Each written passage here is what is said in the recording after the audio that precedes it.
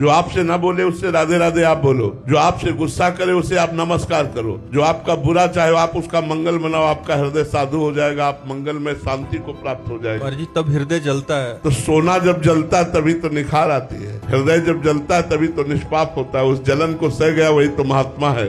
काम आया, क्रोध आया, ईर्ष्या आई, द्वेष आई, इसके प्रतिकूल आचरण करने पर हृदय जलता है। उस जलन को जो संभाल गया वही महात्मा हो जाता है। महाराज जी उसको क्षमा मतलब अंदर से प्रणाम करके या सामने से तो अहम में चोट पहुंचती है। तो अहंकार ही तो नष्ट करना, अहंकार में तो काम क्रोध लोभ राग द्वेष ये रहते हैं और किसमें रहते हैं? इसी घर को तो उजाड़ना है हमको। अहंकार रूपी घर को उजाड़ दो, निर्विकार हो गए, इसी महल में रहते हैं सारे दोस्त। अंतःकरण के अहंकार में ही ये जितने विकार हैं सब रहते हैं, उसी को तो नष्ट करना है। इसीलिए सबको प्रणाम करना है। सिय राम मैं सब जग जानी, करो प्रणाम जोर जुग पानी। तभी आप निरहंकार होगे, तभी आप महान बनोगे, तभी आप हृदय में आनंदित होगे।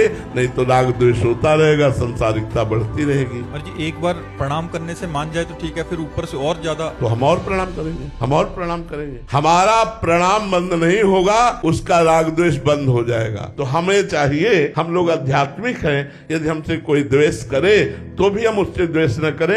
अपनी तरफ से द्वेष करना तो बनता ही नहीं है। सब में श्री भगवान विराजमान है, ये हम आध्यात्मिक उत्तर देते हैं।